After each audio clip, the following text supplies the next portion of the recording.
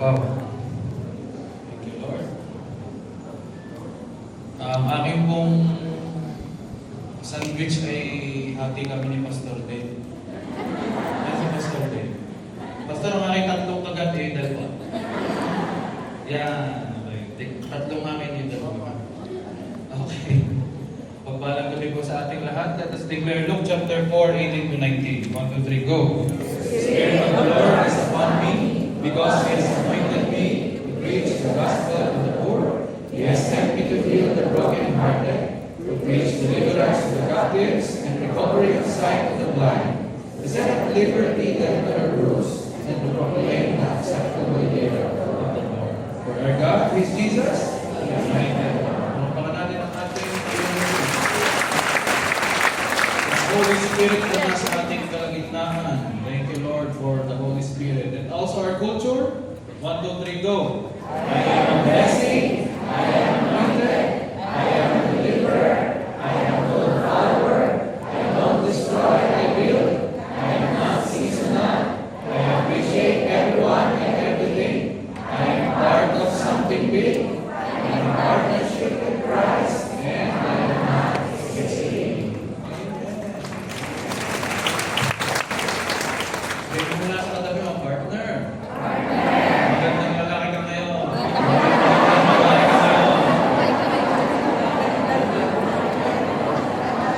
Hindi ba na po, sabihin mo sa kanya, sana bukas ulit.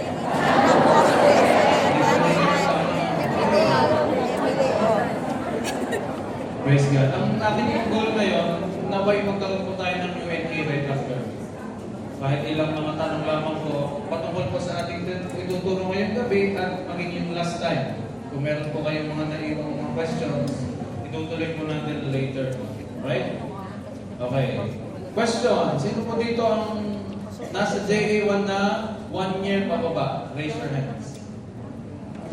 1 year pababa na JA1 member ka or leader. Okay. 1 year pababa, raise your hands. Okay, may ilan? 22? Okay, umilang ko dito. Sino dito yung between 1 year to 5 years? Na JA1? Medyo madami-dami. 37. Sino dito naman yung 5 years to 10 years? JA1 ka? Taasin ng taas na taas. Para nahihiya ka. Taasin ka. Ay, kamunti. 11. Okay, okay. Yun yung 15 to 20 years. 15 to 20 years ka na nasa JA1. Kamunti yan ang taas eh. 15 to 20 years. Ay, madami-dami din. 18 din ha? Tayo kasi magayon-gayon na eh. Pero yung 20 years above, na JA pa man, 20 years above. Parang hindi lahat nataas. 20 years above. Raise your hands. Okay, pinakamarami kayo. 432. Okay. Hindi lang po. Okay. Pero ako may tanong sa inyo. Ilan ko yung mga bata pa lang sa JA1. May tanong po ako sa inyo. Ano ang dahilan at nag-stay kayo sa JA1? Dahil ba maganda ang preaching ng pastor every Sunday? Dahil ba maraming activities every week? Mga leaders? Dahil ba may church building? Magandang church building. Ano nagpa-stay sa inyo sa JA1? Dahil ba ng inner healing and deliverance? Yes? Dahil ba maganda ang praise and worship? Pag-lead ko? Yes? O dahil pogi ang pastor? Parang ina-expect niya sa tingin ko ngayon. Pero yung joke lamang yung pangkuling yan, ha? Pero alam niyo po, ayon sa survey, top 5 reasons bakit ang isa pong tao ay nag-i-stay sa church. Huwag mong agad ilabas na. Isa Isa-isa. Wala sa number 5, kapatid. Maganda ako sa iyo. Ito ko ang sabi sa mga reason kung bakit po nag-i-stay ang ating mga kapatid sa church. Number 5, pinakamababa. Number 5 muna. Balik mo. Huwag mo ilabas. Wala na. Ayaw mo na. Isa-isa, kapatid. Number 5. Really? Agad daw may nabasa nyo eh. Nagpicture na po. Nawala na ang element of surprise. Number 5. Kaya inuna ko dyan eh, number 5. Para isa-isa. Number 5, dahil daw po ng mga church activities. Yan ang reason kung bakit daw po nag-i-stay ang mga kapatiran sa church. May mga activity po ba sa church niyo? Sa mga area po ninyo? Ano yun? Outdoor. Christmas party. May mga life group? Mga A group? Ano pa? Anong ginagawa ng A group niyo? Outdoor. May outdoor fellowship. Ako sila lang ang may activity. May mga family day. Ano pa? Sports fest. Matatapos lang na sa Anointed Men's and Women's na sports fest. In fact, ngayon pong darating na Sabado, next Saturday, hindi bukas, next Saturday, may activity po ulit ang Anointed Men and Women na Braver Together. I-equip po natin ang mga mag-asawahan na sila po ay laging magmahal. Pang-apat, siguro naman yung bago mag-alas 12 may ilabas natin. Pang-apat, dahil daw po ng church building, ano daw yung panlima? Church activities. Pang-apat, dahil ng mga church buildings. Pag po nakarating daw po sa church at nakitang maganda ang church, ang building, yung pong tao ay talaga nag-i-stay. Okay? Malamig. Maganda po yung ambience at atmosphere sa loob ng church. Totoo po ba yun? Kapag maganda ang church building ninyo, mas madaling makakakit ng mga attend. Tama. Mahirap naman mag-invite ng mga medyo may kaya, medyo mayayamanin. Pagka pupunta ang church nila, ay medyo hindi kayo kamats ng kanilang estado sa buhay. I mean, being realistic po, alam. Hindi lahat po ay after dun sa presence na. Most of them, they are after dun sa, ako ba yung malalamigan din eh? Ako ba yung maganda ang upo din eh? Ay bababa sa magarang kotse, tapos ang dadatnan na yun.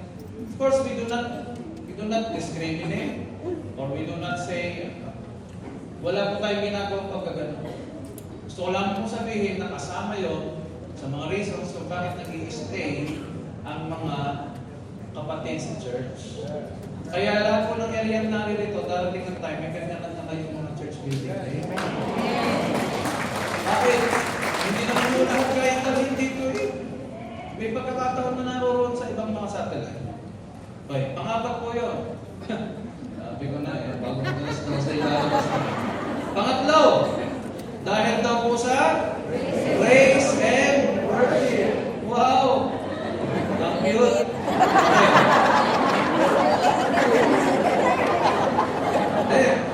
Kaya talaga tayo para lalo kayong gising. Alam niyo, nasasating mga ganyan. Number 3, praise and worship. Do you believe? Pag daw po sila uma-attend sa church, like this church na ang pangalan po ay His Life, church sa Pampanga. Kaya po sila lumalago ay isa sa ginagamit nilang tool ay yung napakagandang praise and worship. Nandun na yung anointed yung song leader, talagang anointed lang sa musicians, and at the same time, ang ganda po ng kanilang sound system. Maganda po yung mga speaker and everything. Kaya sila nag-i-stay kasi they are always after the praise and worship every Sunday. Okay? We're talking about reality, mga kapatid. Pangalawa, alam niyo pangalawa lang ito, spiritual growth. Pangalawa na, brother. Nagalit bigla.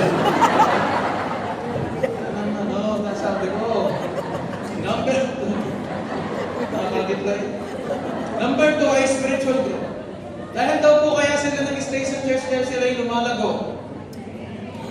Hindi ba yung dapat pasorang number 1? Ay mo kung nga, ba't yan ang sabi ng mga tao? Nag-stay sila doon dahil daw natuturuan sila, natutunan nila ang salvation, ang faith, ang prayer.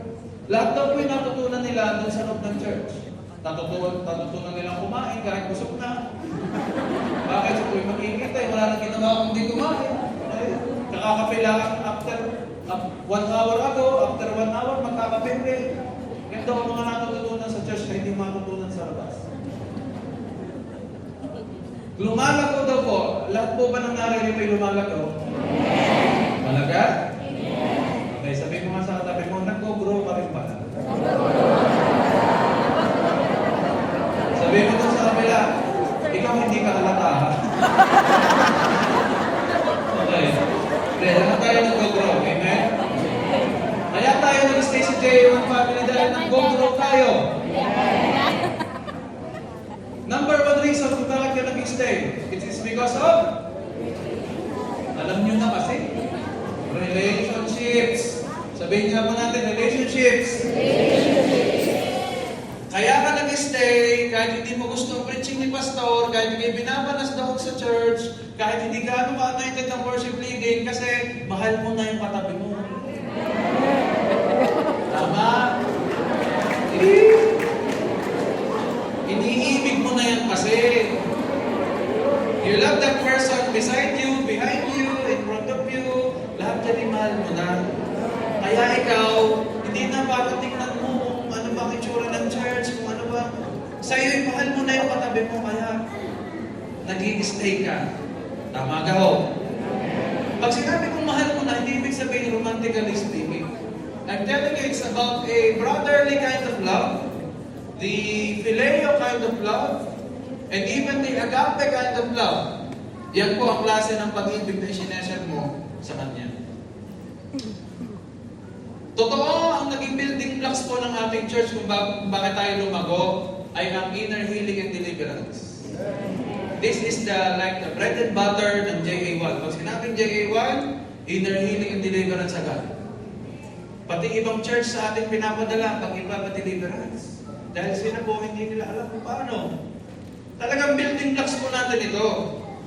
Pero hindi po nakikita ng marami ay kung gaano kagaling mag-alaga at magmahal ang ating Apostle Bishop.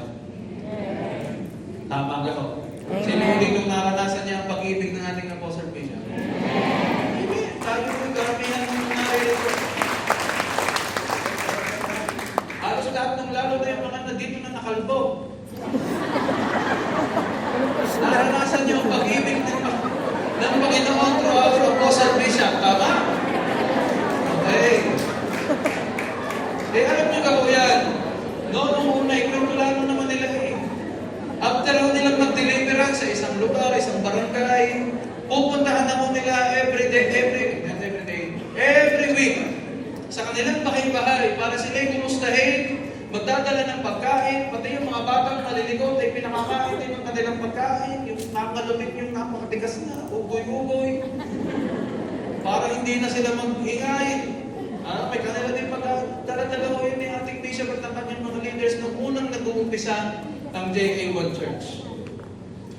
Nakikita ko kung paano niya yakapin ang mga nanay, ang mga tatay, mga lolo at lola. Talagang inilapat niya ang kanyang sarili sa mga tao. Bakit? Kasi mas madaling hubugin ang isang taong kilala mo at mas willing kang magpahubog sa isang taong lapat sa'yo bilang leader mo. Ang tawag po doon ay discipleship. Discipleship is about connecting and being with a person, living together with him or her, doing life together, understanding the routines na meron siya, para lang sa gayon, alam mo kung paano mo siya mamahalin. Meron mo ba ditong alam niya ang mga love languages? What are the kinds of love languages? 5 love languages. Words of affirmation, acts of service. Ito po ay dapat alam ng mga mag-asawa, ha? Dahil ito po ang nagiging gasolina ninyo sa isa't isa. acts of service, words of affirmation, physical touch, gift giving, and quality time.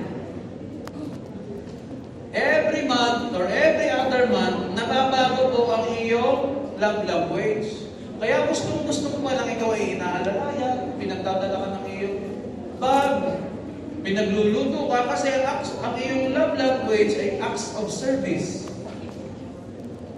Hindi mo maintindihan kahit ikaw laging niyayapos ng iyong asawa, ikaw ay mabanas. Pero sa kanya, alam niya, ay pinapadama sa iyo ang kanyang pag-ibig. Pero hindi mo ma-receive kasi ang iyo palang hinihintay. Hindi mo naman ako binibigyan ng time. Hindi mo kinakausap. Pag uuwi ka, laging hawak mo yung cellphone.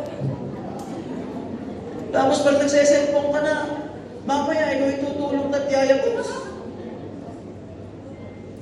Wherein na gusto ko naman na yung ikausapin mo pag uwi mo. Ang tawag ko doon lang quality time ang hinahanap mo.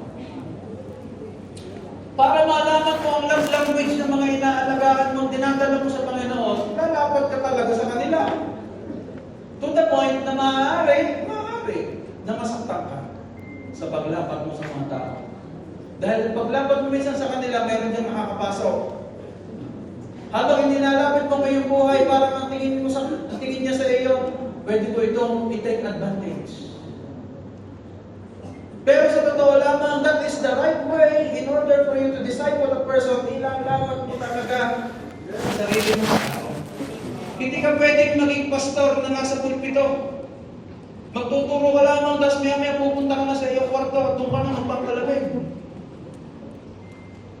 Kailangan lahat ng mga lalapit sa iyo, kakamayan mo, yayakapin mo, ipag-pray mo kahit pagod ka na. Why? Because that is the kind of love that Jesus gave to us. Hindi siya hanggang ngayon napapagod magtiyaga sa amin. Thank you, Lord. Hindi siya napagod magtiyaga sa mga disipulo. Kahit si Judas, hinugasan niya rin ang paa. May point po ba? Naintindihan niyo po ba? Kaya ho, ang kailangan natin, ma-develop ang relasyon. Totoo na ang inner healing and deliverance ang naging umpisa. Pero ang nagpatuloy nung inaumpisahan ni Bishop Art na yun ay discipleship. Kaya tayo 26 years in the making kasi meron tayong tamang blend ng signs, wonders, and miracles and discipleship ministry. Hindi lang natin ito mailagay sa isang magandang latag. Praise God, ngayon nakikita na natin at naiilatag na natin ito. Masaya mo ba kayo doon? Ihad ang umpisa, discipleship ang nagtuloy. Ihad ang naging lambat sa mga isda. Discipleship ang ginagamit na pangkaliskis. Isa-isa. Sa bawat isda. Ngayon, ano naman ang number 1 na dahilan kung bakit umaalis ang tao sa church? Kanina, pinag-usapan natin kung bakit nag-i-stay ang tao sa church o ang mga leaders or members. Ngayon, ano naman ang reason bakit sila umaalis? Ano kaya? Diyan kaya kayo? Ang top reason why Christians leave a church ay iyaw. Nakalagay na din. Relationship issues. Ang reason kung bakit sila nag-i-stay is the same reason kung bakit sila umaalis. Dahil sa relasyon. Ano ibig sabihin mo, pastor? Nagtampo ka sa iyong pastor dahil hindi ka nabati ng birthday mo. Hindi ho nagpunta. Nakaaway mo, nakatampuhan mo, ang kasama mo sa ministry. Hindi ka na bumalik. Nung ikaw ay nagkasakit, napunpain ka, pinost mo ka talaga sa lahat ng social media, tapos walang dumalaw sa'yo. Yun pa naman talaga ang motibo mo. Talagang nakalan mo, dadalawin ang aking mga kasama sa ministry. Nakikita ko sa kanila ang aking suwero, pagkagaling-lalim. Makikita ko sa kanila, ako ay, puto, i-picturean mo nga ako, ako'y pwesto na parang ako ay hinang-hina. Dali, picture. At ipopost ko yan mamaya. Best naman mo na talaga. Hinang-hina, ipinost eh. Ang nag-like lamang ay yung mga anak niyan siya. Nagtampo na ngayon dahil hindi siya nadalaw kung siya nagkasakit. Hindi niya alam, kaya pala yun lang mga nag-like kasi nung pinost niya, naka-private. Hindi rin alam ng lahat na siya nandoon na nagkasakit. Hindi, kung ikaw ay nag-profile picture ng kandila na background ay itim, walang nag-condolence sa iyo. Kaya ikaw ay nagtampo. Relationship issues ang dahilan kung bakit umaalis ang tao. Habang tumatagal yung tao sa loob ng church, nakuha siya sa magandang building, nakuha siya sa inner healing and deliverance. Habang tumatagal, nakikita niya na yung nag-umpisa siya, hindi na pala ito kaparehas habang tumatagal. Nalabas na yung mga totoo habang tumatagal. Sabihin mo sa katabi mo, parang may kilala akong gano'n. Parang ako yun. Hindi ikaw yan. Ikaw yun. Ay, hindi pala ako. Noong una, talaga namang excited na excited yung member na yun sa loob ng church. Pero habang tumatagal, week after week after week, para siyang nadidismaya.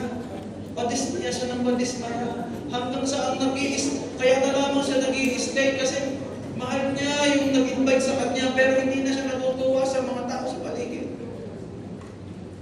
Nangyayari ko yun, mga kapatid. Remember this. People want love in a community than being loved individually.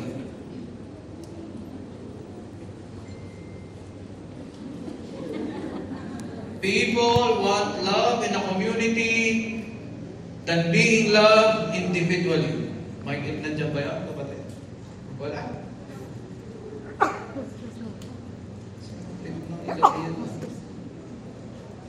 Are you sure? Ano daw, people want. Sinend ko talaga nandiyan. Ano being love? Nandiyan. Bilis. Sinend ko kayo ng Alvin. People want. Or want love in a community. Ako private yan. Dahil. Hindi, kayo talaga ha. Sobrang solid kayo mag-punchline ha. Wala talaga. Sinend ko kay Kit yun ha. Anyway, ilista nyo. People want love in a community than being loved individually. Kahit pa maganda ang preaching every Sunday, kayang matabunan ng issues sa relationships lahat ng yun. Kahit bless na bless siya sa pastor, pero mayroon siyang issue sa kapwa niya, sa loob, matatabunan lang yung narinig niyang preaching. John chapter 13, verse 35. I pray nandyan yan. Yo! Ito po yung anniversary celebration ng Anointed Men and Women. Ito ang verse nyo. By this, all people will know that you are my disciples if you have love for one another. Basahin nga po natin sabay-sabay. 1, 2, 3, go.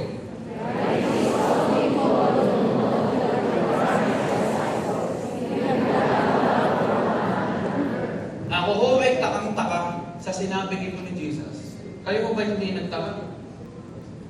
Inyong makatingnan ang kanyang sinabi.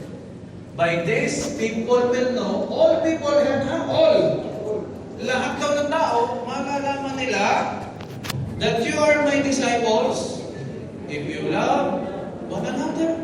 Hindi kang tama dapat dito po ay By this, all people will know that you are my disciples if you love all the people. The world will know that you are a follower of Jesus if you love the world. Mahalin mo ang mga nasa mundo para malaman ng mga tao na ikaw ay disciple ni Lord. Tama, di ba? Ay, bakit hindi lang sinabi? Anong sabi? Sino mamahalin mo muna? Sabihin mo, itong katabi ko. Ang dapat ko munang mahalin. Dapat mo munang mahalin.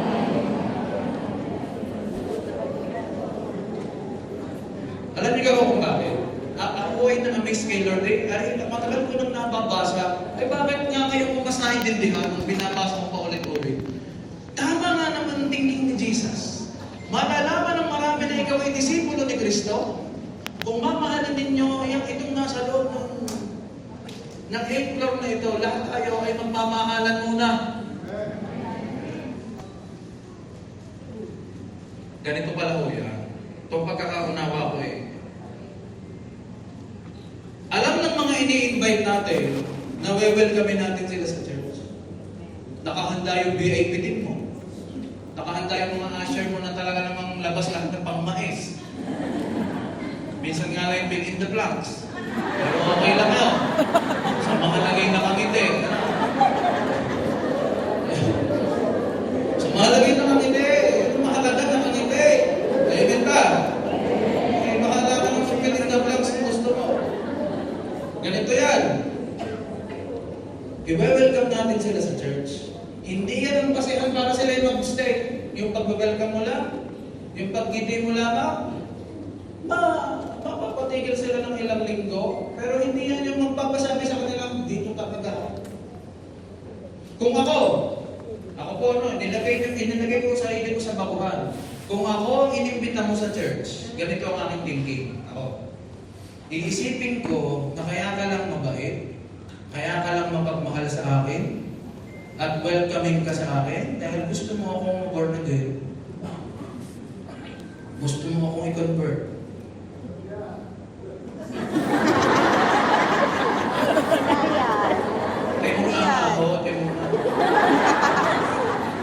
Dahil gusto mo akong i-convert, meron pang bagay ka sa akin, anong bagay mo sa akin? Gusto mo akong maging member ng church niyo. Bakit? Kapag ako'y naging member ng church niyo, madadagdagan ng bilang niyo. Natural lang na maganda ang reception niyo sa akin at kabaitan niyo sa akin. Pero kung ako po ay isang nag-iisip na baguhan, para sa akin may ganito akong thinking. At gusto ko maunawaan din natin lahat ito. Ang tingin niyo sa akin ay hindi tao. Ang tingin niyo sa akin ay numero. Ang tingin niyo sa akin ay isang requirement. Ang tingin niyo sa akin ay isang goal. Isang points sa langit. Kaya kayo magbabahit sa akin. Alam niyo kung ako'y bago, hindi ko titingnan ang trato niyo sa akin. Ang titingnan ko kung paano niyo tinatrato ang isa't isa. Diyan ako nakatingin. Ako yung tatratuhin mo ng maganda. Ikaw ba nga alam mo kung ako tatratuhin niyo ng maganda, meron ka naman nag-iimbit ang hindi tatratuhin ng maganda. Pagdating. Pagka naman hindi pa trato ng maganda, kailangan i-deliverance ang buong church na. Lahat naman ng J1 family, lahat naman tayo ng identity hospitable and welcoming. Bakit saan tayo makarating? Welcome natin yung lahat. Ito ngayon, akala nyo ka, yan mga baboy na nakatingin niya. Tinitingnan niya kung paano kayo magtaktuhan sa isa't isa. Kayo mga leader. Sabihin mo sa katabi mo, alam ba? May nagpapantay pala sa iyo.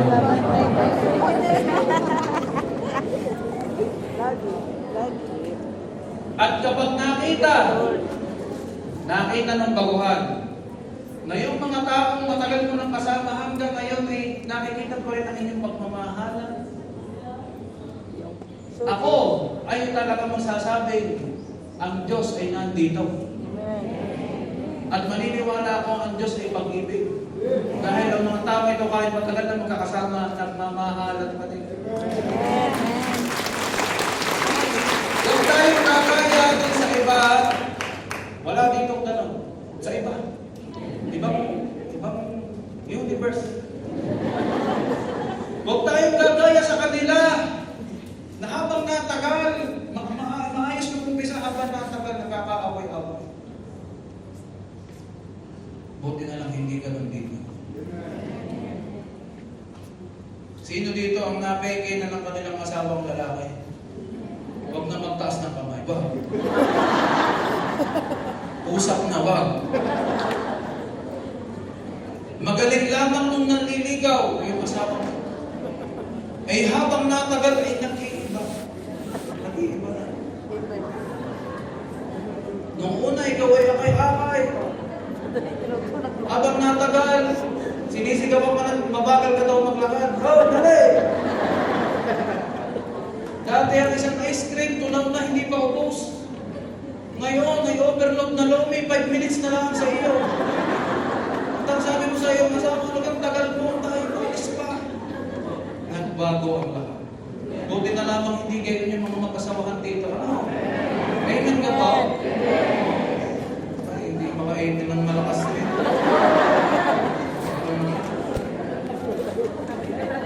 Dati, nung kayo ay nagliliguan pa lamang, yung asawa mo nagtututbrush pa.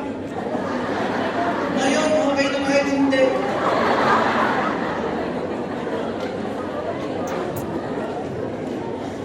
Bakit kaya hindi? Meron na ba kayong naisip na gano'n, naranasan gano'n? Bakit kaya yung aming in-invite na yun ay dumating lang ng isang beses, hindi na ulit bumalik? Unang tanong, nagtutbrush kayo? Kahapon dito. Kasi, ito ay sinip ko rin Ready ha. ang candy. It's not how you treat them as guests. Yan. It is about how we treat each other as long-time part of JA1 Church. Ang pagbalik nila hindi sa paggaling lamang ng pagtrato mo sa kanila, pag-iyapak dito. Kundi sila'y nagmamasid at pinapanood kung ikaw ba, tinatrato mo ng ayos ang matagal mo nang kasama sa loob ng church. Malilikot po ang mata ng mga bisita. Buti na lang hanggang mata lang, hindi kamay. Tinitingnan nila ang galawan ng mga staff. Magaling pakiramdam ng mga yan. Tinitingnan mo nila ang mga body language natin. Kapag may bago, and they are learned individuals, mga matatalinong tao or educated people, they watch your body language. Ramdam nila kapag nagpepekean lang kayo. Ramdam nila pag hindi kayo sincere, na mechanical lamang yung ginagawa niyo, mechanism, routine. Kaya po sa totoo lang, lahat ng baguhan nakamaskara. Siyempre, yan naman yung pagka sinabi mo, ay, welcome, ngingiti din yan sa iyo. Kahit pa yan tanungin mo, kumusta po ang inyong pagpunta? Okay lang po ba kayo? May magsasabi niya, hindi. Lahat isasabi, ay okay lang po, salamat po sa pag-entertain mo sa akin. Kami masaya. Pero wag ka, pag-uwi niya, may baon niya. Mag-uusap yung mag-asawa.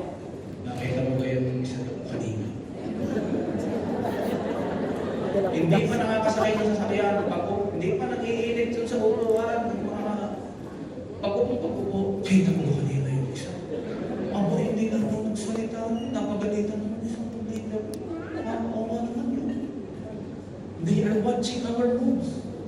Kaya mag-ingat ka sa pinakikita mo, hindi lamang sa bago, noong oras na yun, kundi consistently. It should be a culture. A gifted person can start a church, but it is our love for one another that will make the church grow. Kung ikaw ay mahusay na Kristiyano, gifted ka, anointed ka, you can start a church. Basta ka ikaw ay magaling mag-gitara, marunong ka kumanta, nagpipreach ka din at nagpe-pray, pwede ka na mag-umpisa ng church. Pag ikaw ay meron ng lahat ng iyon. Pero, ang magpapalago sa church mo, o sa church na pinagkatiwala ng Diyos sa'yo, ay hindi yung gift mo. Hindi yung anointing mo. Kundi, ang pag-ibig natin sa isa't isa. Saan mo nakita yung pastor? Colossians chapter 3, verse 14. Together with these things, the most important part of your new life is what? Lakse, 1, 2, 3, go! To love each other. Love is what holds everything together. in perfect unity. Pwede ba lang magkaroon ng perfect unity? Oo, pagka may love sa gitna. Yan ang glue. Basta nagmamahalan, kaya nating palampasin ang mga issues at mga pagkukulang. Pastor, kailangan ba'y pinalalampas o ano ba dapat gawin? Remember this, conflicts are inevitable. Ano ibig sabihin ng inevitable? Hindi maiiwasan. Laging may labanan, awayan, may mga conflict sa loob ng church.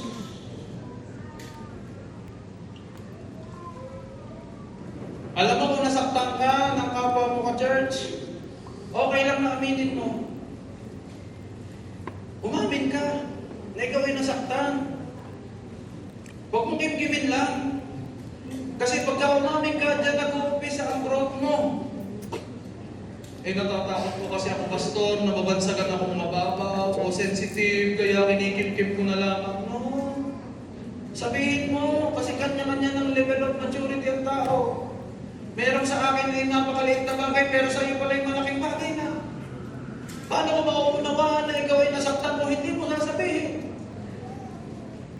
At kung ikaw naman ang nakasakit, at sa tingin mo, napakababaw naman ng dahilan, pastor, kanyang kinasaktan. Walang kabagay-bagay, ay sa iyo. Ay paano siya? Siya kung bakit grade 1 pa lamang, ikaw ay ano na? College na. So yung pain ng grade 1 ay mas mababa kaysa sa pain ng college. Kaya kung may nakasakit sa palagay mo yung mababaw at mahalagay inamin sa iyo, huwag mong maliitin, huwag mong sabihin, sister, kasimple ng problema mo. Dahil doon, nasaktan ka na. Ay siya, lalayasan ka ng mga tao sa church. Yun lang ang issue mo. Diyos ko naman. Mag-pray ka. Mag-pray ka. Make the church. Ulang kasagasan ng Biblia. Kaya ka nasasaktan. Hindi pwedeng masaktan. Kasi hindi pare-parehas ng level. Sabihin mo sa katabi mo, hindi tayo magka-level minsan. Hindi tayo magka-level minsan. Magka-level minsan.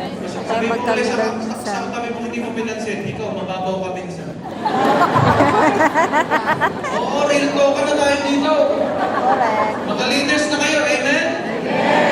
Amen. Mga leaders, hindi na na-open, amen? Amen. Oo. Ano yan?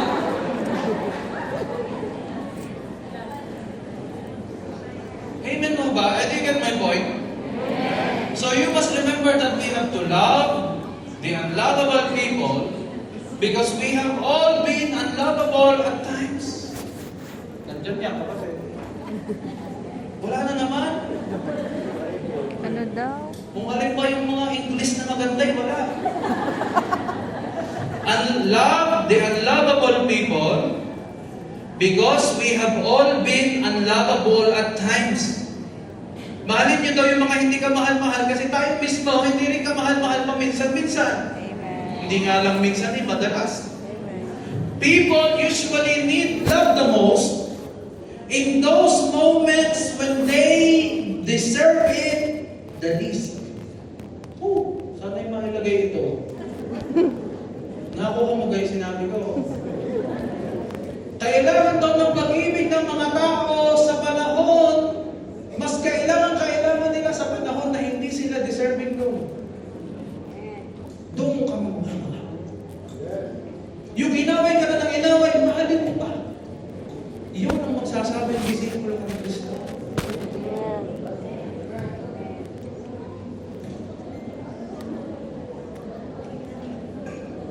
Psalms 133 verse 1.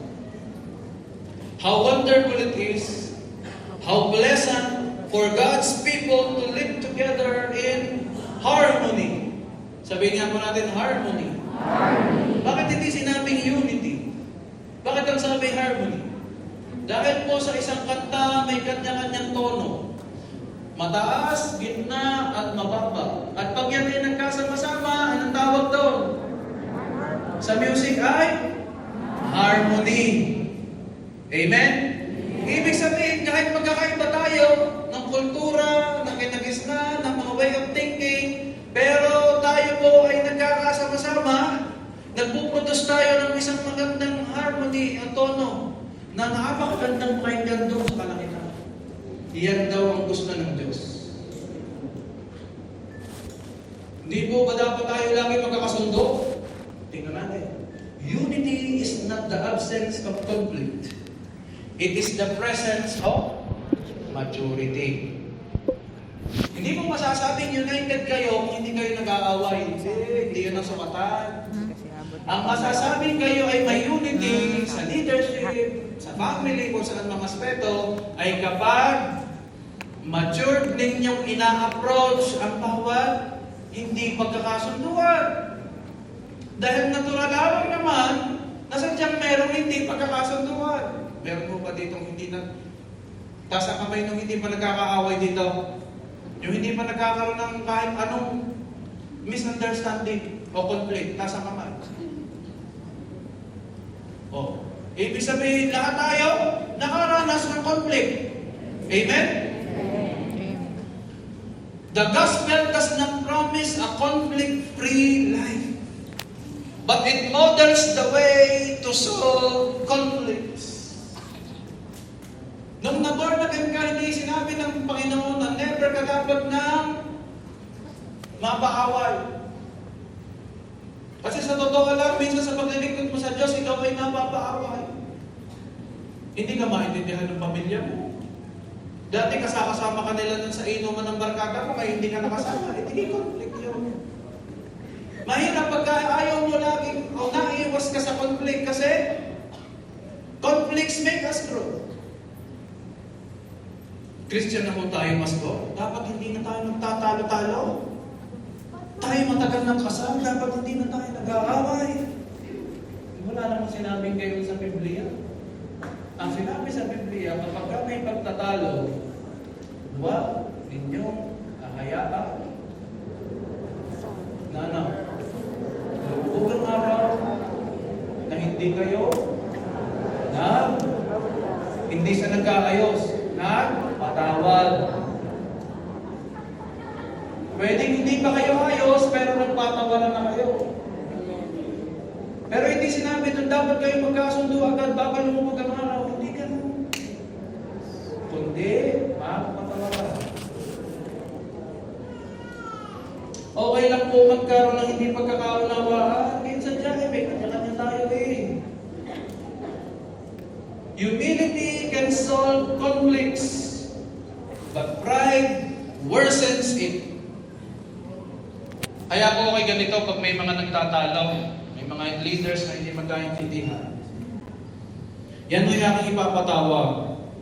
At ganito po ang aking unang sasabihin sa kanila. Yan, kunyari, yung dalawang panig na nag-aaway. At ito po ang aking sasabihin.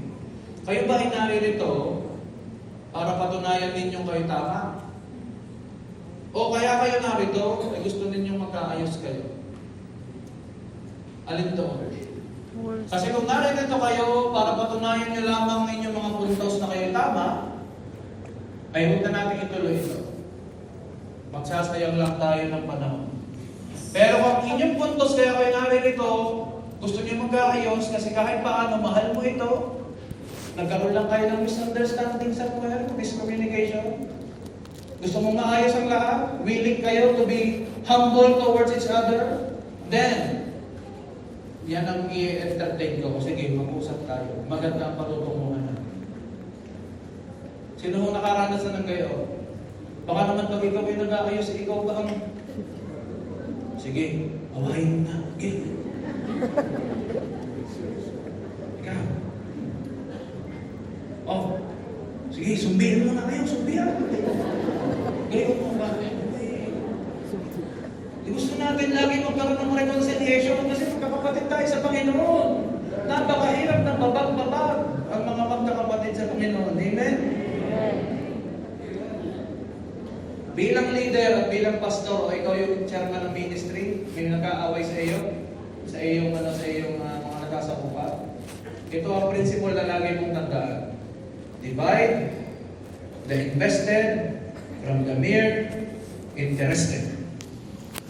Ano ibig sabihin, Pastor? Ang isasama mo lang sa pulong ay yung mga invested. Hindi yung puro interested lang Tama. sa issue. Nakita ko na po sa dami ng taong kong naglingkod sa Panginoon. Marami ang issue ang lumalaki kasi may mga sumasali. Sumasawsaw. Isinasali o isinasawsaw sa issue na hindi ka naman dapat kasawsaw-saw. Sabi mo sa katabi mo, para kilala ko yun. Sino dito mahilig pakisawsaw? Sa away ng may away, problema na may problema.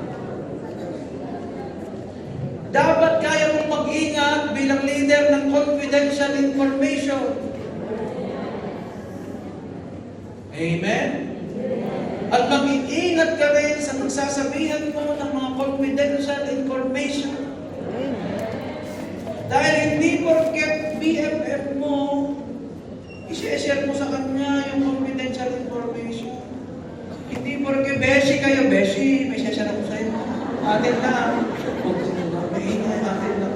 Hindi porket ikaw ay leader at may beshi kang hindi leader, ay pwede mo ikwento sa kanya lahat.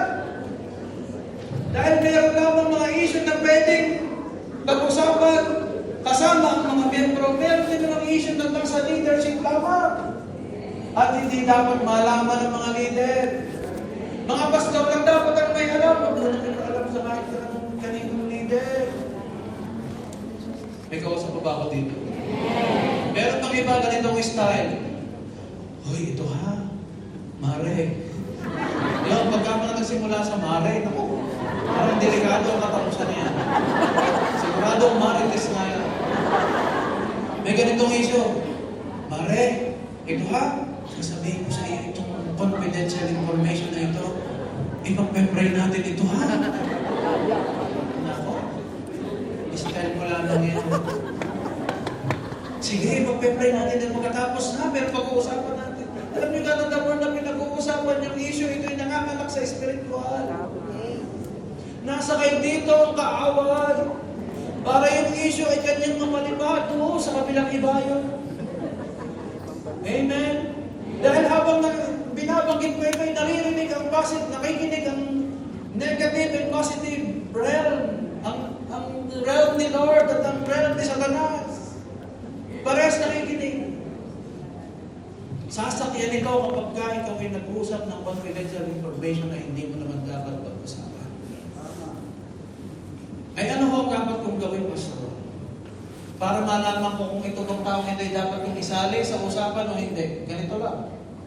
Kung isang tao ay hindi part ng problem at hindi rin siya part ng solution, huwag mong isasabi.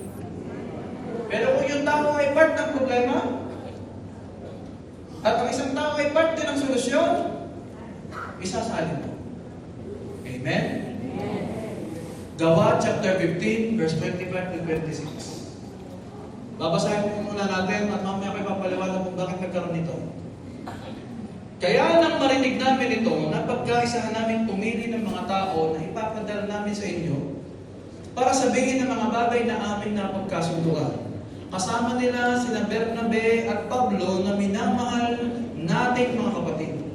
Sina Bernabe at Pablo ay naglaan ng kanilang buhay sa paglilingkod sa ating Panginoon Jesucristo. Ano ho bang issue dito? Ay alam nyo ga ho? Ay sinabi ng mga nagtuturo sa Antioch, kailangan para ikaw ay maligtas, kailangan ikaw muna ay magpatuli.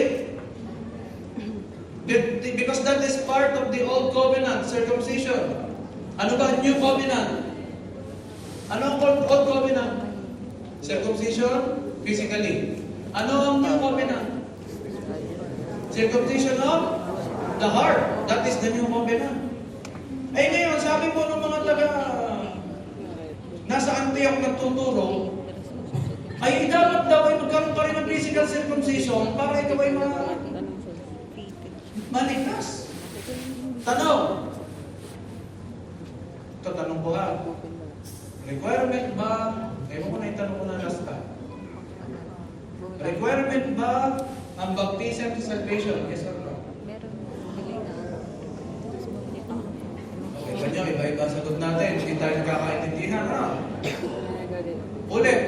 requirement ba ang salvation, ang baptism sa salvation?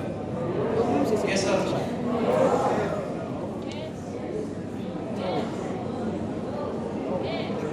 Sino may sabing yes? Raise your hands.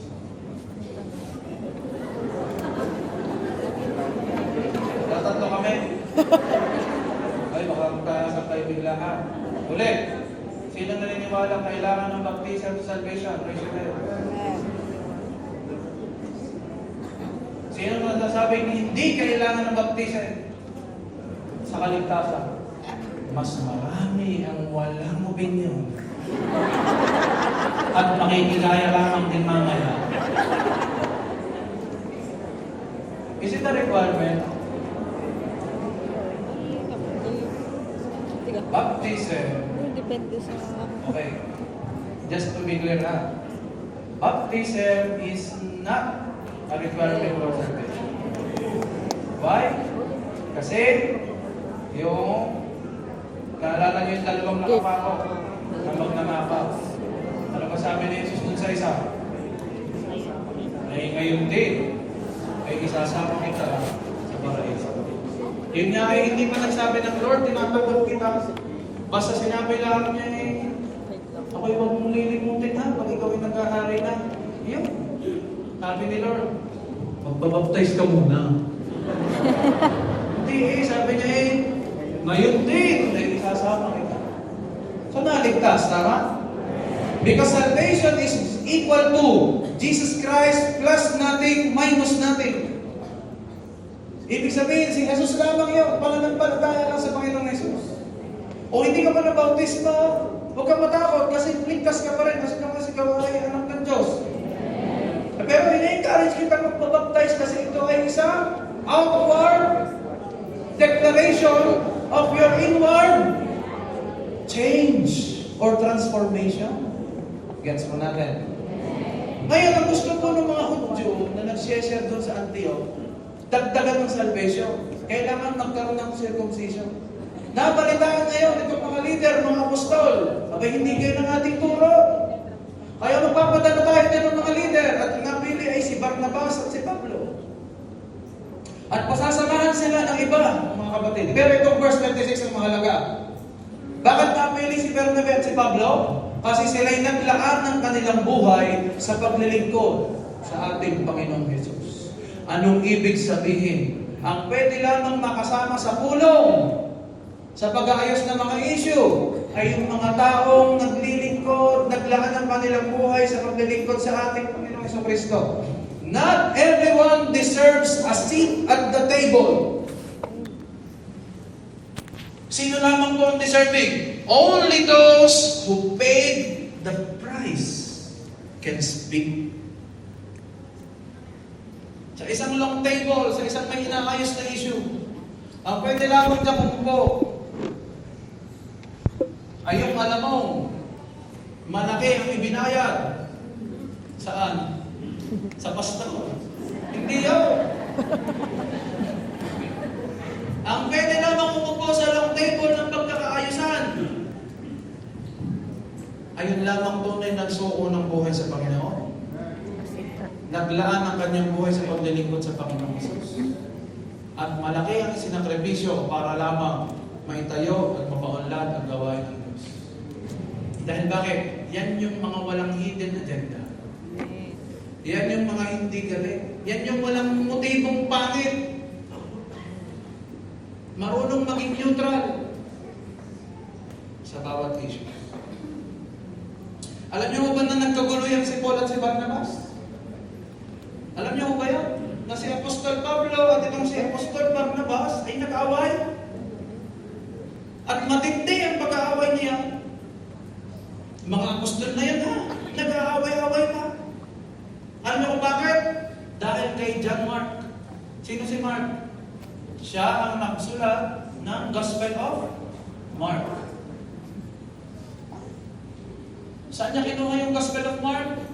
Kwento sa kanya ni Pedro. Kaya magkakaiba ang kanilang account. Si Luke, si Mark, si John, saka si Matthew. Iba-iba ng source. Kita niyo, pag iba-iba ang source, nagkakaiba-iba din. Okay. Ito kasi si Mark, patakbuhin. Ano ibig sabihin ng pastor? Doon sa una nilang misyon, nang iwan yun, natakot, umuwi, baka nang hina, na-discourage. Samantalang si Paul at si Barnabas nagtuloy. Kaya nung pangalawang misyon, isasama ulit dapat si Mark, sabi ni Pablo, huwag na nating isasama yan. Bihira yun, nauwi naman niya pag napapagod. Hindi na nabalik. Iniiwan tayo sa ere. Huwag nang isama yan. May kilala ko ba kayo gayon? Nasa kalagitnaan kayo ng mission, ibiglang nauwi. At ang sabi siya na pagod na. Siya. Si Mark yan. Umuwi ka na, Mark. Ay, ito nangyari. Si Barnabas, alam niyo ba si Barnabas ang humila kay Pablo sa church? Alam niyo ba yun? Na kaya si Pablo in the born again, si Barnabas po ang humila doon. At ipinakilala siya sa mga leader. Aray, si Pablo ay dati ito'y persecutor, kaya hindi na. Akong bahala dito, kaya ito'y ating member na ngayon. Si Pablo kaya nakapasok sa church. Dahil ni Barnabas. Ngayon silang dalawa ang nag-aaway. Kasi sabi ni Barnabas, itong si Mark, bigyan natin ng chance ulit. Baka naman ngayon sa pangalawang mission nito, ayos na. Sabi ni Pablo, ayaw ko. Ayaw ko. Sabi ni Barnabas, sige na, saan na natin? Sabi ni Pablo, ayaw ko pa rin. Anong nangyari sa kanilang dalawa ngayon? Nagkahiwalay si Pablo at si Barnabas. Kaya ang nakasama ni Pablo ay si Silas. Kaya naging Paul and Silas, Mark and Barnabas. Naghiwalay. Kaya ngayon, hindi nakarating yung issue na yun sa mga leadership. Sila lang may mga apostol lang may alam. Kita ninyo, kapag may mga issue sa church, mas maganda, mas kakaunti yung may alam. Mas maganda yung mga pastor lang naman nakakaalam ng mga issue na dapat ay patungkol sa church. Huwag yun ang isama yung mga minsan pati Guardian alam na eh. Papatingin ka na naman, Pastor, ano nangyari doon? Nag-away doon kanina sa... Paano ba alaman na yung may 1 kilometro ang ayaw mo daw? Nangingay na pala ng pastor na isa. Alam niyo lang, huwag niyo itadamay ang church sa mga issue ninyo. Maraming kasi galit sa isang tao lamang, pero damay ang church. Sinasabi nila, ako po'y sinaktan ng church nyo. Boy, pag sinabi mong church nyo, rin kami ilang libo. Lahat kami nakasakit sa iyo. Kasama ako. Sabi may galit kayo dahil ikaw ay sinaktan ng church. Hindi church ang nakit sa'yo. Yung isang tao, lamang yung mo ko'y damay. Wala akong alam sa pinagdaanan mo. Tapos sasabihin mo, sinaktan kita. Marami pong ganito sa kabataan ngayon. Sasabihin nila, ayoko na po, I am hurt by the church. Siguro tinutukoy niya yung church na tao. As a church, tayo po yung mga iglesia ng Diyos. Tayo bilang tao, Christian. Pero yung church as a whole, it cannot hurt a person. Sabihin mo sa katabi mo, pag may issue ka, Pag may issue ka, idamay ang buong JA1. may dami po ang giliwan. Bakit pati kayo, bishop may ibig sabihin, galit ka rin. Mag-mature na tayo, amen? Amen. Makita nga natin yung Noah's Ark. Yan. Sino ang nakarating na sa Noah's Ark? Alam niyo yung church natin para itong Noah's Ark. Marami masyadong nakapokus sa bagyo sa labas. Kung kailan mahuhupa yung bagyo sa labas. Pero walang nakakapansin sa bagyo sa loob. Walang nagbigay pansin sa 40 days na nasa loob ng arko, sina Noah, ang kanyang pamilya, at lahat ng pares ng halo. Nai-imagine nyo ka? Kayo ay nasa loob ng arko. Lahat ng hayop ay nandi yan. Yan, parang kayo yun. Ako si Noah. May beer dyan, may tigre. Tayo na yan ha. Para may participation tayo. Kung ako si Noah, ay tunay na kung garo na yung aking mga kasama. May atumal daw, meron daw magtitipit-wit-wit-wit. Imagine ninyo, parang mas gugustuhin ko pang tumalo na sa bagyo sa labas. Kaysa panuunin ko rin mga maiingay na rin, wala namang ibang pinag-awayan, kundi ganito, ganito. Puro pride lang naman niya, kaya nag-aaway. Walang may gustong magsuko ng ego at pride. Kaya tayo nag-aaway. Seryosohan ang usapan, ayaw mong magbaba ng pride. Ayaw mong tumanggap na ikay talo sa usapan. Gusto mo ikaw ang panalo. Maingay doon sa loob ng ark. Mabaho sa loob ng ark. Kasi napupupo yung lahat na yun.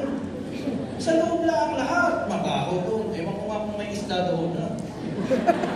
Napaisip ko na yun. Alam mo, may aquarium doon. Basta. Dala po ako. Bahala na kayo sa theology.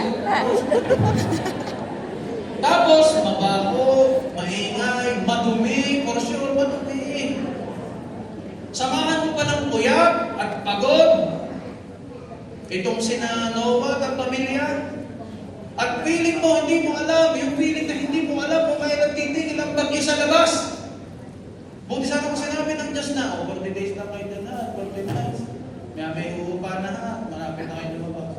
Wala naman sinabing ganun eh. Basta sumakay lang kayo, isakay dito mga ito, at tayo. Maliligtas kayo sa bahay. Tanong, ay bakit nag-stay yung mga anak, yung pamilya ni Noah? Bakit sila nag-stay? Bakit nila piniling pagtiisan ng isa't isa? Kasi kung lalabas sila, mas malaking kapahamakan ang naghihintay sa kanila. Kaya ang tawag ko sa inyo mga kapatid, pagtiisan yung isa't isa. Kaya ko palang sasabihin ng title ng ating pinag-uusapan. Tayo magsisimula pa lang. Ang title natin ay Journey 101. Nandiyan. I-flash mo. Tampo o tiis? Tiis. Tiis. Dadali ko ituro sa inyo ang journey. Nalakaran ninyo, yung ganitong procedure. Eh kung kaya naman ay matampuhin, hindi rin mag-iway. Pipili ka lamang, magtatampo ka sa katabi mo o magtitiis ka diyan? Titiis. Sa ugali ko ba to? Bakit nila piniling pagtiisan ng isa't isa? Ay sige, doon ka lumabas ka, bagyo doon. Lumog. Pili. Sa loob, mabaho, madumi, maingay, magulaw. O lalabas ka sa mundo na kung saan ikay mapapahamak ng doble. Pasalamat ka nga ay nasa loob ka ng church eh. Ibig sabihin, you are in the middle of God's will. Kaya sabihin mo sa katabi mo, walang tayong lalabas. Tayong lalabas. Kaya kung nasa area ka ngayon, diyan ka. Kahit anong mangyari, Kung bagtang nasa lalabas. ministry ka ngayon, diyan ka. Ako tutulog, tawa-tawa lang siya. Huwag kong pansinin ang ginagawa doon sa kabilang ministry, parang mas masaya doon, parang mas masaya sa doon, hindi ka magpupunta. Hindi. Kung nasa ka ngayon, diyan ka din. Mag-stay dahil nandiyan ka dahil may rason ng Diyos. Ako hindi po sinabing may pulbo Eh, sila. iba? Sinabi. Kaya wala kang lalabas dito, 40 days tayo sa loob nito. Binibigyan ko po ng 2 Let other people Naging stay in our church, also by forgiving and loving one another. Kaya mag-i-stay ang mga flocks ninyo kasi nagmamahalan kayo. Walang may gustong tumigil sa isang lugar na puro na lamang awayan at siraan. Remember this, that you cannot have real love without operating in forgiveness. Because love keeps giving the person another chance. Another chance to what? To hurt me again, Pastor? Yes. Ibang usapan kasi yung forgiveness, ibang usapan yung trust. Ang atin lang, forgive ka lang, forgive mo ngayon pag may nakasakit sa'yo. Because that is the real love. Ang ating pong journey sa discipleship ay parang ark. Para ding Noah's Ark. Pakita mo nga yung Noah's Ark natin. Yan ho ang ating journey, ang discipleship journey natin. Meron itong proseso sa loob. Bago kayo palabasin, meron munang proseso sa loob. Nakakainip yung proseso ngayon. Nasa iyong desisyon, kung gusto mo nang tumalon doon sa bagyo, o mag-i-stay ka sa loob ng proseso kahit naiinip ka. Bakit? Ang journey po natin ay hindi instant. Hindi po ito overnight na pagka ikaw ay naka-attend ng journey seminar ay meron ka na agad ng 50 disciples after 1 week. Hindi mo ganun. It takes time. Nasa iyong desisyon, tatalong ka ba sa labas? Aayaw ka na ba sa journey? Sabi mo, back to na lang tayo. Old style na lang tayo ulit. Ayaw na natin yan. Siya, may iwan ka. Kailan po naranasan ni ng Noah ang tunay ng multiplication? Sa loob ba ka? Ng arko. Kailan? No? Makalabas nilang lahat. Sa loob ng arko, akala mo lamang walang nangyayari. Kapag sinisimulan mo ang journey, akala mo lamang walang nangyayari. Pero totoo niyan, may ginagawa ng Diyos. Akala mo lang wala, pero meron.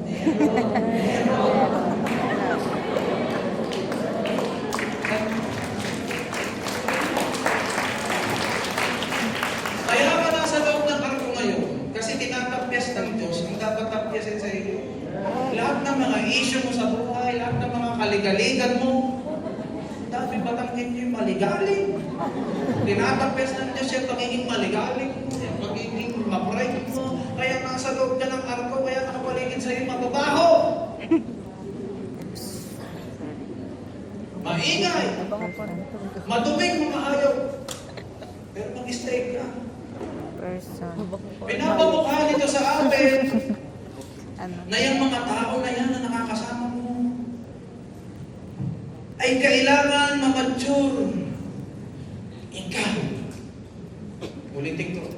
Pinapamukha sa atin ng arko na yung mga tao na yan na makakasama mo at kailangan ma-mature ka kasi paglabas nyo, doble at triple niya ang makakasalamuha mo sa labas. Kung hindi nyo matiis ang isa't isa, paano nyo matitiis yung mga dadalhin sa inyo? Kung ngayon pa lamang suko na kayo sa kapwa mo leader, Hindi ako matiis. kung ngayon pa lamang pinagtutulungan nyo ng isang leader ninyo, hindi mo alam, may pinagdadaanan pala yun, kausapin nyo. Baka kailangan lang niya ng kausap na mag-release. Kung hindi nyo matiis ang isa't isa ngayon, paano natin titiisin ng mga unbeliever na mas masasama ugali? Minsan nga, may mabait pang unbeliever eh. Kaysa sa Kristiyano. Amen?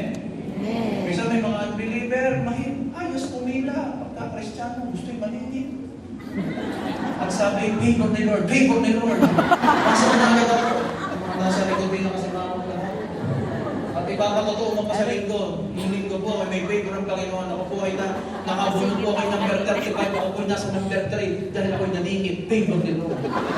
Aba, ay naging Christ-like ka eh. Parang anti-Christ daw. Colossians chapter 3, verse 13 to 14. Basa, mas ng malakas. 1, 2, 3, go.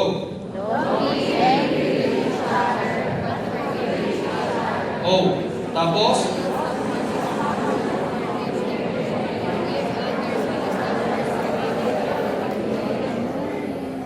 Pakinig nyo. Ang inyong binasa. Okay, magalit sa isa't isa, magpatawa lang kayo. Kung may nagkamali sa iyo, huwag mo hintay humingi ng tawad, patawarin mo na agad. Hindi pa nahingi ng tawad, patawarin mo na.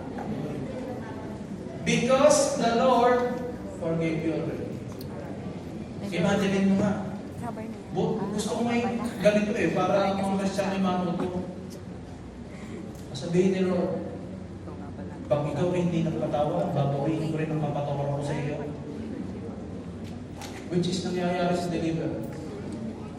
Pag may na-encounter tayo, hindi makapasok ng langit.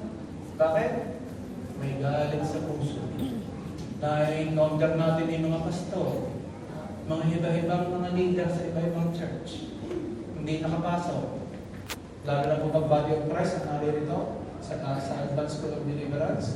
Kita-kita nila kung paano yung mismong pastor nila na namatay, na-encounter sa deliverance doon sa isang leader. Na kaya hindi makakyat ng langit, sarado ang langit, galit sa mga elder niya.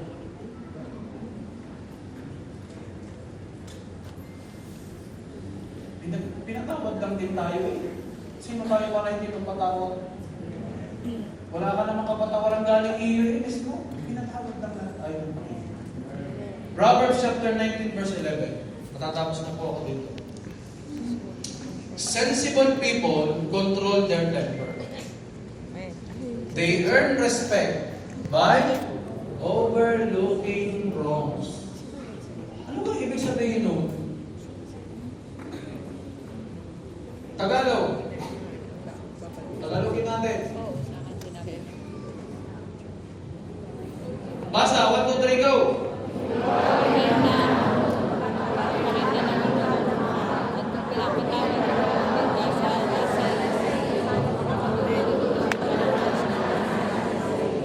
Ang mga tinuturing na mararangal na tao ay hindi yung mga tumatayo lamang at may mga posisyon.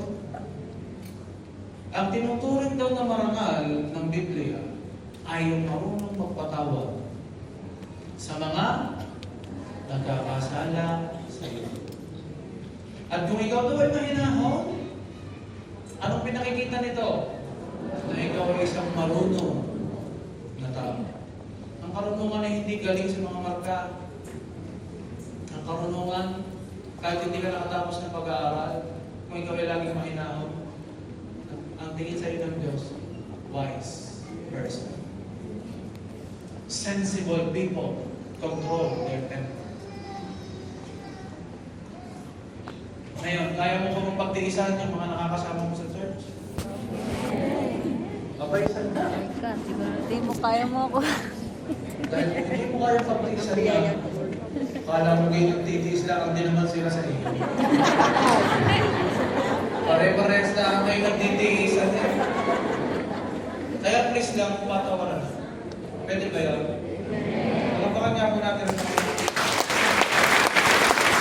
May for the worship team, please. Worship team. When we turn on the lights dito sa bandang, pepper tayo. Thank you, Lord. Pipili ka lamang ngayon. Pagtitiis ka para mag-mature ka, o magtatakbo ka na lang ng magtatakbo at mananatili kang banso. Sorry for that. Mananatili kang batang isip. Gusto mong maging Christ-like? Iwanan mo ang pagiging childish.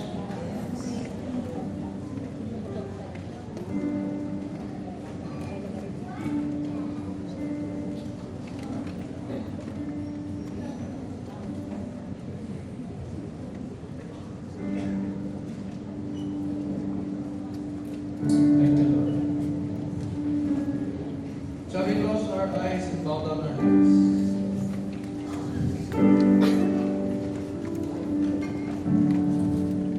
Isipin mo na lang ikaw yung nasa arko. At ikaw ay nagtsatsaga sa mga kasama mo.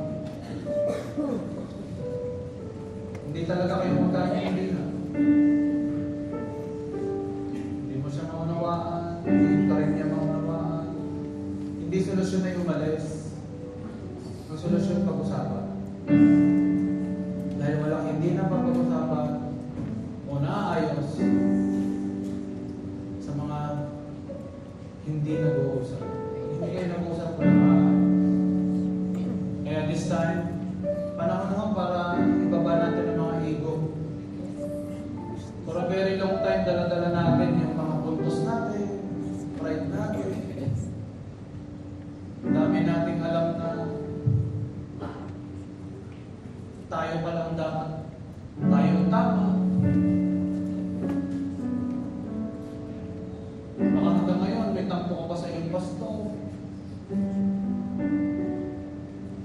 Baka hanggang ngayon may tampo ka sa leader mo, kapwa leader mo.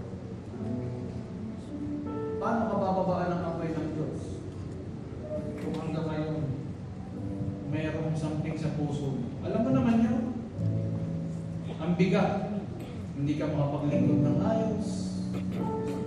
Sa tuwing tatayo si pastor, parang ikaw ay nagpupuyos ng kalooban. Kung ikaw naman ay si pastor, pag nakikita mo yung leader mo yun, na yun, na para laging negative towards you,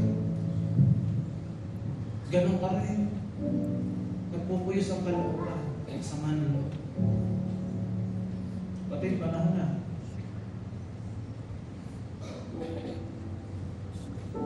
Panahon. Malapit nang bumalik ang Panginoon. Double time na po tayo sa pagbubig ng mga tao. Kung hindi mo kayang tiisin ang kasama mo ngayon, paano mo titiisin ng mga tao? Papadala ng Diyos sa iyo. Nandiyan ka sa area mo, sa ministry mo, sa age mo. Ikaw ay leader ka for a purpose. Dahil gusto ng Panginoon, matapyas ang dapat tapyasin. Alisin ang dapat alisin. Mga nakatanim sa pusong galit, sa mga nalaman. May pangako dito, tampo ka pa sa Diyos.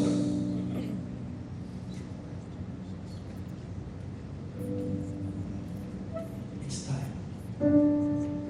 Let go and let God take control.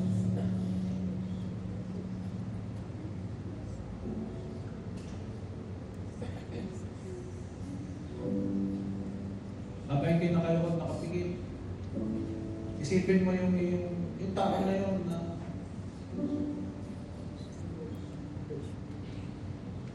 nasangkang ka niya. Pastor mo yan, napagsalita ka ng hindi maganda. Kung ikaw naman ay pastor, naramdaman mo na parang ikaw ay nagre-rebelde siya sa iyo. Panahon na para ibaba mo ng pride mo. At magpatawad. Oh, hallelujah.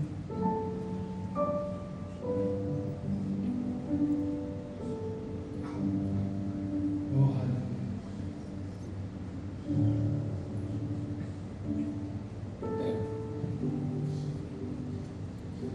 Kung gusto mong gamitin ka pa ni Lord, may kailangan pa mga ibaba.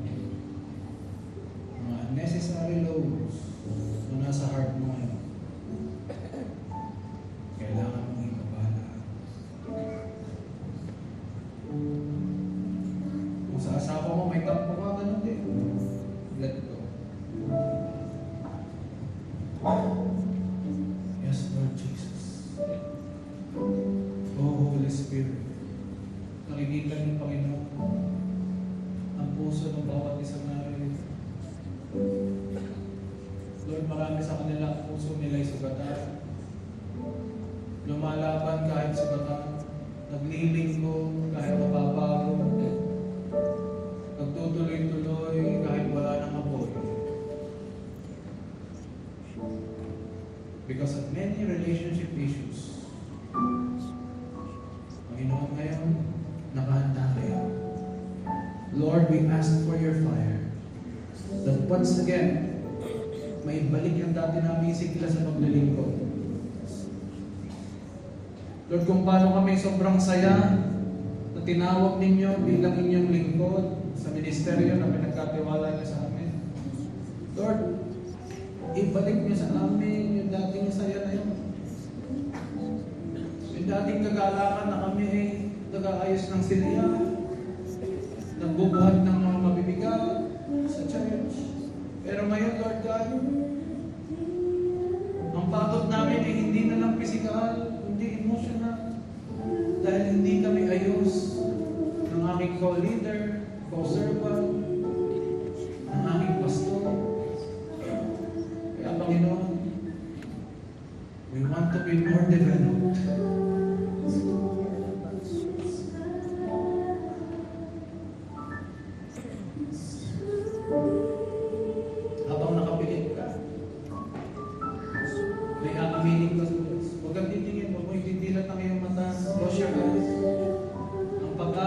ito ay isang senyales ng iyong paghilom. Kung ikaw ay may tampo sa iyong pastor, sa kapwa leader mo, itaas mo ang iyong kamay. Huwag mo mumulat. Huwag kang titingin. Kung may tampo ka sa iyong leader, sa iyong pastor, itaas mo ang kamay mo. Don't look. Sige, aminin mo ngayon. Close your eyes. Huwag kang titingin. Aminin mo ngayon kung may tampo ka sa iyong kapwa leader, sa iyong pastor, itaas mo ang kamay mo. Bilang tanda na ikaw ay umaamin. Sige, baba mo na. Kung kayo'y pumunta rito, hindi kayo ayos mag-asawa, may issue ka sa iyong asawa. Habang nakapikit ka, huwag kang titingin, taas mo iyong kamay. Baba mo iyong kamay. Thank you for your honesty. Lord, ibuhin niyo ang puso ng mga anak niyo. Inaamin namin kami mayabang. Sobrang proud. Kaya hindi kami makapagpatawad. Pero ngayon, Lord God, nagre-release kami ng kapatawaran. Kausapin mo yung tao yun ngayon na parang kaharap mo, habang nakapikit ka. Talk to the person na feeling mo nakasakit sa'yo. Talk to that person ha. Sabihin mo sa kanya ang nararamdaman mo. Sabihin mo sa kanya nasasaktan ka. Sabihin mo sa kanya may pinagdadaanan ka. Lahat i-open up mo sa kanya ngayon. Habang nakapikit ka, as if kaharap mo yung pastor mo, yung co-servant mo, even if it's your member in the church, somebody na part ng ministry, kung siya'y kausap mo, kung ikaw'y nakapikit ngayon, kausapin mo, and tell him or her everything. Come on. Come on. Come on, church. You may be wounded. You may be hurt.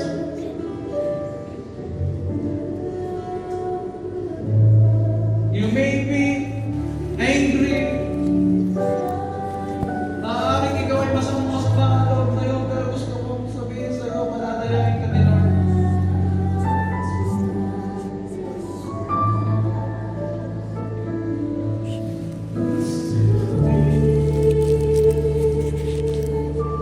Yes, Lord.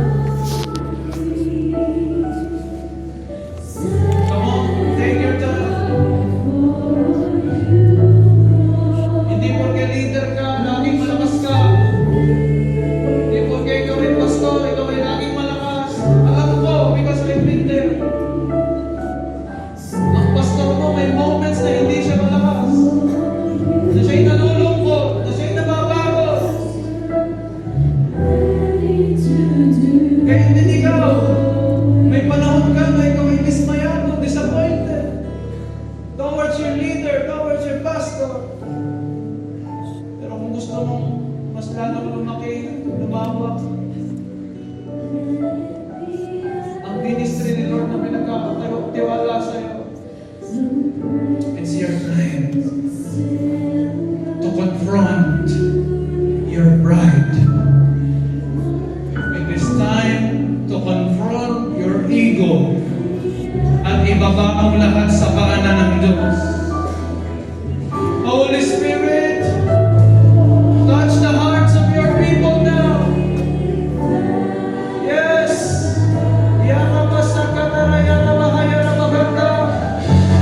Lord, gusto namin maglingkod ng tama mo dito.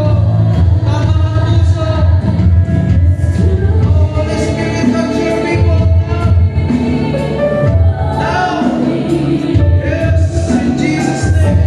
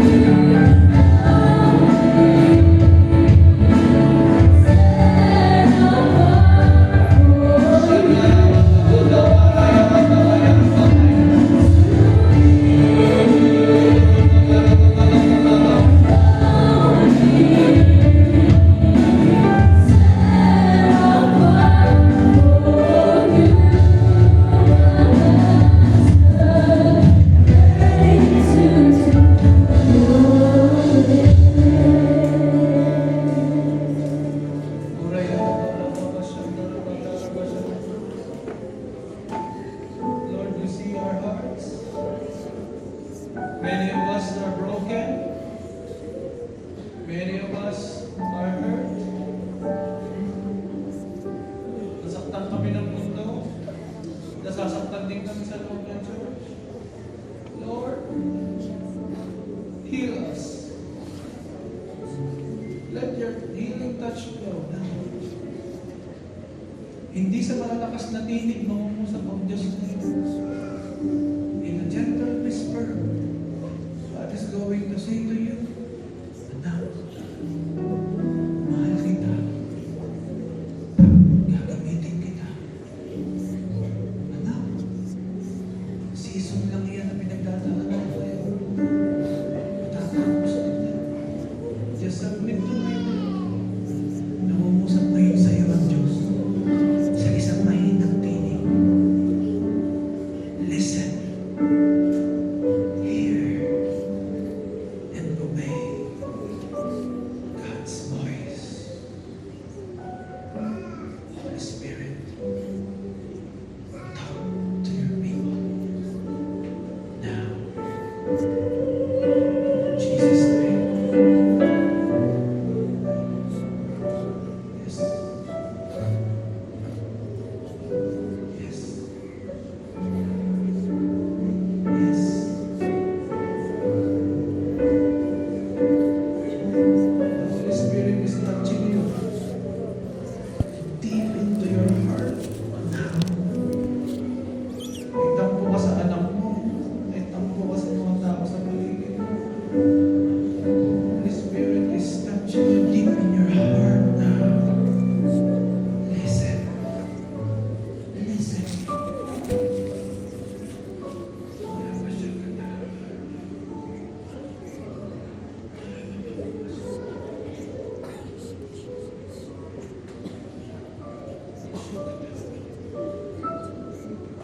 Yes, Lord. Yes, Lord. Yes, Lord. Yes, Lord. Healing power. Healing power. Healing power. Healing.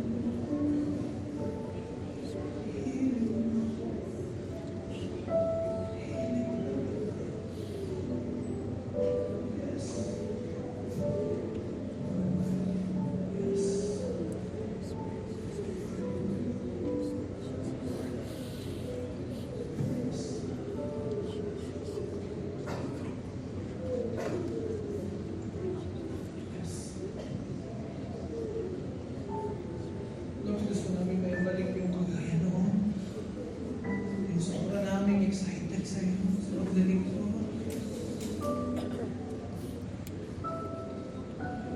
Lord, tonight, renew us and restore the joy of our salvation. Piling namin, Lord, para na lang kaming robot. Para na lang kaming kumikilos, routine na lang. Pero tonight, Lord, may pinalagay kayo. Dahil kami nagsuko ng aming mga pride at ego, nire-restore you ang joy of our salvation. Yes. Yes. Restore the joy of our salvation.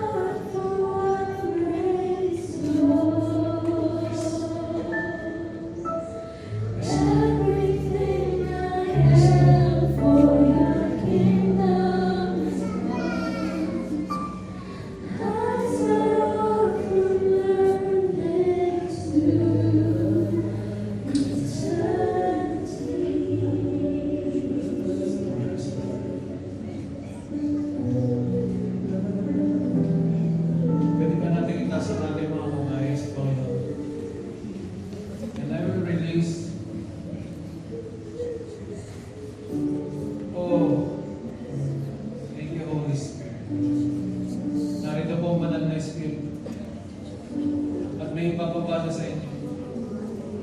Pura pa siya.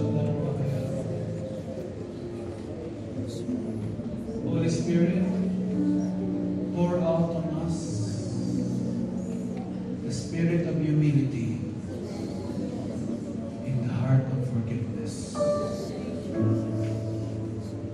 As you raise your hands, pinagawa ng banal na Espiritu ang kanyang paglilinis sa iyong puso at isipan at pinapalitan ng dating pusong bato ng isang pusong laman. Now, receive the heart that is always ready to forgive. Yes, tanggapin mo ngayon. Bagamat mahirap at masakit. Bagamat feeling mo unfair, parang wala pang hustisya, parang hindi tama, parang kailangan mong gumante. Pero give the justice in the hands of God. Receive a heart of forgiveness now. At tanggapin mo rin ngayon sa pangalan ni Jesus ang isang pusong mapagpakumbaba. Hindi na mahalaga sa'yo kung sinong tama o mali. Basta para sa'yo, magpakumbaba tayo, patawaran tayo. Yan ngayon ang pusong nilalagay sa'yo ng Diyos. Tanggapin mo ito ngayon. To be better and effective in the journey in discipleship, tanggapin mo ngayon ang isang pusong binasag ng Diyos. Isang pusong gusto niya ay laging nagpapakumbaba at nagpapatawa. Receive it now. Receive it now. At ang magalingan ng iyong puso, itinanggap mo rin ngayon. Receive the healing of your heart, of your mind. Hindi ka na matatalo ng depression. Hindi ka na matatalo ng anxiety attacks. Wala ng panic attacks na makaka-overpower sa'yo. Sapagkat ang banal na Espiritu na naglalagay sa'yo ng kanyang kapangyarihan ay binigyan ka na ng bagong puso.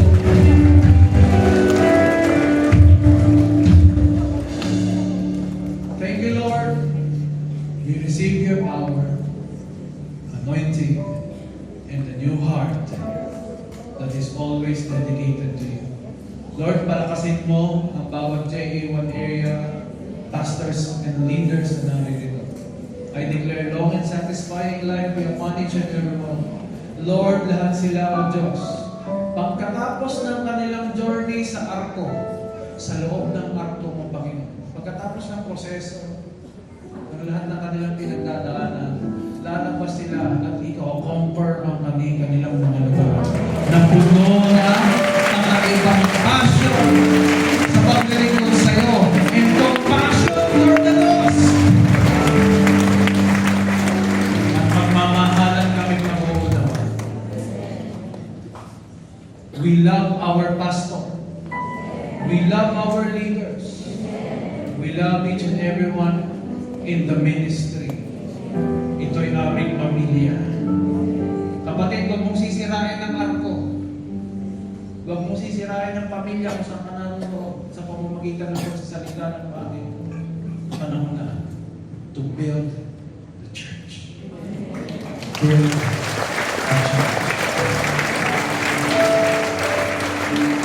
Tapos na si Satanas sa ating mga buhay, sa ating mga ministeryo.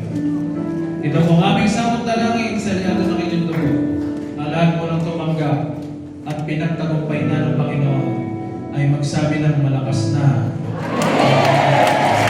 Amen. God be.